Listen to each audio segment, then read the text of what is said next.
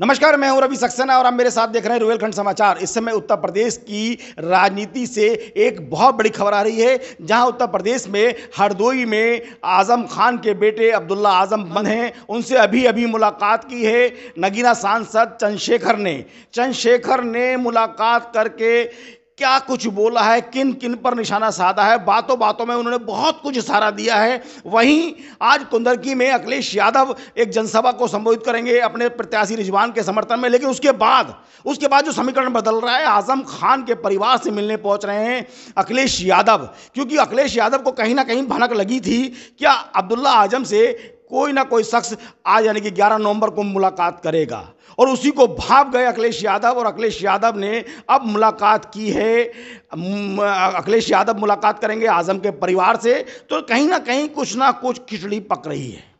इसको आप सही सुन रहे हैं कि खिचड़ी पक रही है, और वो इस खिचड़ी ये पक रही है कि अब्दुल्ला आजम से चंद्रशेखर की मुलाकात, यानी कि जो नगीना के सांसद हैं, ये अपने आप में, और चंद्रशेखर क्या बोल गए ये भी आपको सुनवाऊंगा मैं अभी, कि अभी जेल से निकलने के बाद, मुलाकात करने के बाद क्या बोले हैं वो तो सुनवाऊंगा। लेकिन उससे बड़ी बात यह है कि अखिलेश यादव भी अभी करीब 3:30 बजे करीब रामपुर पहुंचेंगे, और आजम खान जो सीतापुर जेल में बंद है, सजा काट रहे हैं, उनके परिवार से मुलाकात करेंगे। बिल्कुल आप सुन रहे हैं कि अखिलेश यादव सीधे कुंदरकी जाएंगे, कुंदरकी के बाद रिजवान के समर्थन में एक जनसभा संबोधित करेंगे, उसके बाद सीधे आजम के घर पहुंच रहे हैं। कहीं आजम रूठने वाले तो नहीं हैं। ये अपने आप में एक बड़ी खबर है, अखिलेश का आजम परिवार से मुलाकात करना, और हरदोई जेल में अब्दुल्ला आजम से नगीना सांसद चंद्रशेखर की मुलाकात कुछ ना कुछ संकेत दे रही है। देखिएगा इस रिपोर्ट में कि चंद्रशेखर ने क्या कहा है और पूरा माजरा है क्या। उत्तर प्रदेश के जिला कारागार हरदोई में इन दिनों सजा काट रहे हैं आजम खान के बेटे अब्दुल्ला आजम। तो आज 11 नवंबर है, तो अब्दुल्ला आजम खान से आज मुलाकात करने वाले हैं नगीना सांसद चंद्रशेखर। जैसे कि हम चर्चा का विषय है कि आखिरकार चंद्रशेखर को अब्दुल्ला आजम खान की याद कैसे आ गई, क्या कुछ सियासी मायने हैं इस मुलाकात के। अब्दुल्ला आजम से चंद्रशेखर की मुलाकात अपने आप में एक बड़ा सवाल है। क्या वाकई में उत्तर प्रदेश की राजनीति में कुछ बड़ा होने वाला है, क्योंकि चंद्रशेखर काफी समय बाद अब्दुल्ला आजम से मुलाकात करने पहुंच रहे हैं। वहीं उत्तर प्रदेश में 9 विधानसभा के उपचुनाव हैं, तो अखिलेश यादव इन दिनों सभाओं को संबोधित कर रहे हैं। तो आज मुरादाबाद में अखिलेश यादव कुंदरकी में अपने समर्थक के प्रयास के लिए जनसभा संबोधित करेंगे। तो वहीं आजम खान के परिवार से भी अखिलेश यादव आज उनके घर मिलने पहुंच रहे हैं। माना जा रहा है कि हरदोई में चंद्रशेखर जब अब्दुल्ला से मिलेंगे तो उसके ठीक कुछ घंटों के बाद अखिलेश यादव आजम खान के घर जाकर उनकी पत्नी से मुलाकात करेंगे। तो कहीं ना कुछ खिचड़ी पक रही है। माना जा रहा है कि अब्दुल्ला आजम से मुलाकात कुछ संकेत देती है। वहीं उस संकेत को भांपते हुए अखिलेश यादव ने मन बनाया है आजम परिवार के साथ आने का। तो वक्त बताएगा अब क्या होने वाला है। मुझे बहुत खुशी हुई। मैं सोचता था कि जेल में है तो परेशान होंगे, लेकिन जिस ताजगी के साथ मुलाकात हुई, इससे ये पता लगता है कि वो बहादुर आदमी अपनी लड़ाई को लड़ रहे हैं, और जो हालात हैं वो उससे वो किसी छिपे हुए नहीं। मैंने उनके मुकदमे को भी पढ़ा है, ऑर्डर भी पढ़े हैं, किस तरह की चीज़ों में उनके सजा हुई भी पढ़ी है। मैं बस ये कहना चाहता हूँ मीडिया के माध्यम से, जिनको कहना चाहता हूँ उनको चला जाएगा। सड़क से लेके और संसद तक हम इस लड़ाई को लड़ेंगे। हम इस लड़ाई को अकेले नहीं छोड़ेंगे, पूरे परिवार को, हमारा परिवार। आज जिस तकलीफ में हम, इस बात का दुख है कि सत्ता में बैठे लोग सत्ता के अहंकार में उनका दमन कर रहे हैं, और तमाम लोग इसका तमाशा देख रहे हैं। ये भी इतिहास में लिखा जाएगा कि जब एक परिवार को, जिसने लंबे समय सेवा की उत्तर प्रदेश की, कमजोरों की, मजलूमों की, आज अगर उसको जरूरत है तो सब लोग उनके इस दर्द में शामिल नहीं हो रहे। मुझे इस बात की तकलीफ है।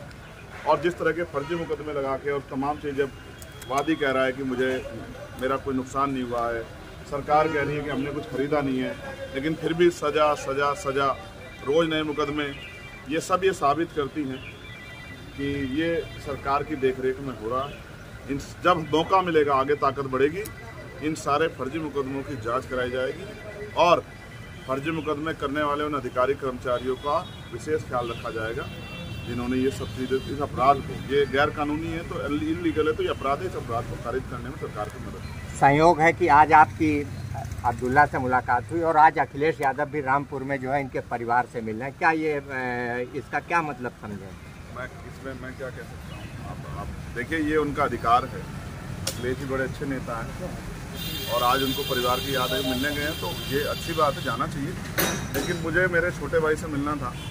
मैं पूर्व विधायक जी से नहीं मिला, मैं अपने छोटे भाई से मिलने आया था। मैं वचन दे के आता हूँ कि मैं परिवार के साथ चुनाव, और मैं ये भी स्पष्ट कर देता हूँ आपको कि वो जुल्म के आगे टूटने वाला नहीं है, परिवार टूटेगा नहीं। मैंने उनकी वालिदा को देखा, पूर्व MP साहब को, क्या हालात थे उनके मैं जानता हूँ। लोग बताते थे कि उठ नहीं पाती थी, 2 लोग पकड़ के ले जाते थे बाथरूम, तब भी उन्होंने इतना जुल्म सहा, सिर्फ इसलिए कि आजम भाई की पत्नी। अभी आपने कहा कि कुछ लोग साथ नहीं दे रहे हैं, किसकी तरफ इशारा कर? नहीं, मेरा एडमिनिस्ट्रेशन और जो सिस्टम है उससे मैं वो कर रहा हूँ। आप अखिलेश जी की तरफ मत ले जाइए। मैं सिर्फ ये सिस्टम से सवाल खड़ा कर रहा हूँ कि जो सिस्टम है, न्यायपालिका पर हम भरोसा करते हैं, लेकिन अगर जज साहब कहें कि हम मजबूर हैं, हमारे ऊपर दबाव है, तो फिर न्याय कैसे मिलेगा? मुझे एक खतरा और है, ये मेरा पर्सनल है, मेरे बहादुर छोटे भाई ने मुझसे नहीं कहा। जिस तरह से पिछली कई घटनाएं हुई हैं, मैं उनकी जान की सलामती की प्रार्थना करता हूँ और मैं सरकार से कहता हूँ कि ठीक है, आपके विरोध अंतर विरोध हो सकते हैं, वैचारिक विरोध हो सकते हैं, राजनीतिक विरोध हो सकते हैं, लेकिन मैं चेतावनी के तौर पर कहना चाहता हूँ कि अगर कोई इस तरह का षड्यंत्र या साजिश करने की कोशिश की गई तो हम और हमारी पार्टी के लोग बिल्कुल चुप नहीं रहेंगे, ईंट से ईंट सरकार के बजा देंगे। ये चेतावनी में सरकार को देना चाहिए। अब्दुल्ला से आज आपकी मुलाकात हुई, क्या दर्द बताया है? कई जगह पे ऐसा देखने को मिला, हमीरपुर और तमाम जगहों से खबरें आई, समाजवादी पार्टी से लोग टूट कर आपकी पार्टी में आए हैं, तो कहीं ना कहीं ये भी कहा जा रहा है कि तोड़ने का काम कर रहे हैं। आप इसे राजनीतिक मुलाकात बनाना चाहते हैं, जबकि मैं फिर आपसे समझना चाहते हैं, सिर्फ समझना चाहते हैं। मैंने समझा आपको कि आज वो बुरे दौर में, तकलीफ में, आज एक भाई होने के नाते, एक बड़ा भाई होने के नाते मेरी जिम्मेदारी बनती है कि मैं अपने छोटे भाई के साथ, और वो मेरे बड़े भाई, उनके जो वालिद साहब आजम साहब, वो मेरे बड़े भाई। जब मुझे गोली लगी थी, वो पूरा परिवार आया था, हजारों लोगों के साथ, 2 घंटे मेरे दुख में शामिल हुआ, मुझसे कहा कि घबराना मत मेरे भाई। तब मैं सांसद भी नहीं था, तो जिन्होंने मेरे बुरे सख्त में एक इंच जो एक कदम मेरे लिए चला, मैं उनके लिए 100 कदम चला। अच्छा सर, इसका संदेश तो जाएगा ही, भले आपकी निजी मुलाकात है, दलित मुस्लिम पर ये चूंकि उपचुनाव भी, इसमें ऐसे में संदेश तो जाएगा ही। जाति के आधार पर जोड़ रहे हैं? ये नहीं, जाति के आधार पे नहीं, ये संदेश तो चला ही जाएगा। मतलब ये नहीं कहते कि एक परेशान साथी के साथ एक परेशान साथी खड़ा हुआ, तो ये मुलाकात, एक वो जो जुल्म सह रहा और एक जिसके ऊपर जुल्म हुआ है। गोली उत्तर प्रदेश में किसी और पे चली है? पिछले साल से सर बंद है, लगातार परिवार के जरिए मेरी बातचीत होती है, उनके साथी जो यहाँ पे उनके जरिए मेरी मैं जानकारी लेता हूँ। मैं इसको पॉलिटिकल नहीं बनाना चाहता था इसीलिए, लेकिन अब मेरे पास ऐसे इनपुट थे कि आज अब ज़्यादा मेरे भाई को मेरी ज़रूरत है, तो ऐसे समय पर मेरा चुनाव में घूमना या वो सब चीज़ें बाद में मैंने उनको दिया, और मेरा मन था कि पहले मैं जाके मिलकर उनके खड़ा। अच्छा, बात क्या बताया, कुछ बताई हो वो भी तो शेयर कीजिए। आप जेल के अंदर का हम लोगों को नहीं पता चलता ना, थोड़ा सा बताइए। आपको क्या लगता है एक बहादुर आदमी क्या कभी अपनी तकलीफों को बयां करता है? आपने क्या उसके चेहरे पे, उसने मुझसे कहा मैंने अखबार पढ़ना छोड़ दिया। उसने मुझसे कहा कि मैंने परिवार के लोगों को कहा कि मैंने यहाँ मुलाकात करने मत आना, क्योंकि मैं जिस लड़ाई में हूँ अन्याय के खिलाफ, उसमें कोई भी कीमत चुकानी पड़े मैं पीछे नहीं हट सकता। ठीक। और उन्होंने कहा अगर नए मुकदमे जिस तरह से लग रहे हैं, सरकार उन पर दया कर रही है, नए मुकदमे लगा दी, तो कह रहे चाहे कितने मुकदमे लग जाएं, मैं हर लड़ाई लड़ने के लिए तैयार हूँ, लेकिन अपने लोगों के लिए मैं जो लड़ाई हमारी चली आ रही लंबे समय से जारी रहेगी, उससे पीछे नहीं। चुनाव को लेकर संबंध है आजम खान परिवार से, पूरा पारिवारिक संबंध क्या माना जाए, भविष्य में आपके साथ आ सकते हैं आप लोग? वो मेरे साथ हैं। हाँ वो भाई, वो मैं फिर कह रहा हूँ कि आपके पिता आपकी माता आपके साथ नहीं है, वो मेरे बड़े भाई, वो मेरे साथ हैं, और ये मेरे छोटे भाई हैं, ये भी मेरे साथ हैं।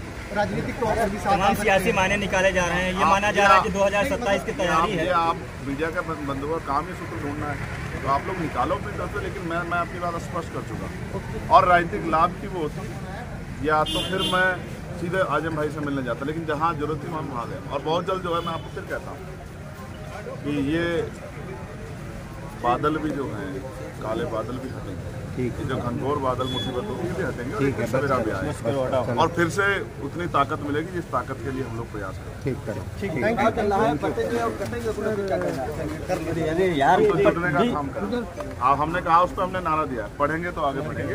सरकार 27,000 स्कूल बंद कर दिए तो किसको नुकसान होगा? गरीबों को।